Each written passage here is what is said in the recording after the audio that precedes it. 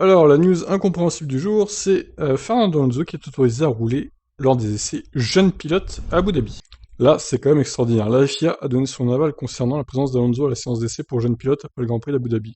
À 39 ans et encore considéré comme un débutant, Fernando Alonso prendra bien part aux essais jeunes pilotes rookie test qui se tiendront au cours de la journée du mardi suivant le Grand Prix d'Abu Dhabi. La FIA a en effet autorisé l'Espagnol à rouler pour Renault lors de cette journée normalement réservée aux rookies et aux jeunes talents. À l'origine, cette journée de test était consacrée à l'essai de nouveaux pneus 18 pouces supposés être introduits dès 2021. Leur arrivée ayant été repoussée à 2022, la journée a finalement été transformée en test pour jeunes pilotes du coup.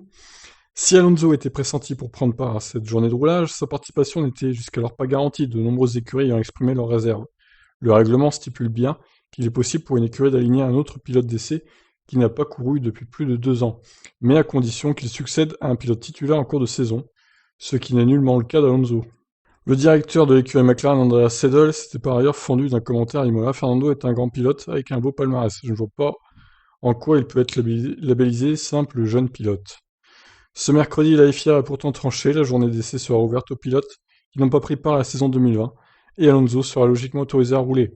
Le double champion du monde ne sera pas l'unique ex-pilote de Formule 1 à prendre le part au test. Red Bull engagera probablement Sébastien Buemi, tandis que Robert Kubica pilotera la voiture d'Alfa Romeo.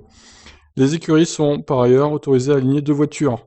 Ce ne sera également pas la première apparition d'Alonso dans une monoplace 2020, l'Espagnol ayant participé à une journée de tournage de 100 km à Barcelone début novembre dernier. C'était pas en octobre d'ailleurs? Il me semble que c'était plutôt que ça. Hein. Au volant de la RS8, dans tous les... Ah ouais, non, c'était ça, oui. Dans tous les cas, cette décision laissera de nombreuses écuries amères et remet en question l'utilité des jeunes pilotes au sein des écuries usines. Ouais, c'est vraiment n'importe quoi. Ça, c'est encore pour vendre du papier hein, qu'ils ont autorisé Alonso pour qu'on fasse parler de la Formule 1, hein, clairement. Bah, c'est sûr qu'une journée jeune pilote avec des jeunes pilotes inconnus, ça, c'est moins vendeur que Fernando Alonso qui revient pour la première fois au volant d'une Formule 1 de 2020 avec d'autres pilotes à côté titulaires ou qu'on a déjà vu en Formule 1, quoi. Étonnant, étonnant de la part de la FIA qui fait machine arrière et puis qui autorise du coup Fernando Alonso à prendre part à cet essai. Bah, c'est Renault hein, qui va être content du coup. Les chronos d'Alonso pourront directement être comparés à ceux des titulaires actuels, Ricardo et Ocon. Sur ce, je vous laisse réagir. Qu'est-ce que vous en pensez? Ciao ciao.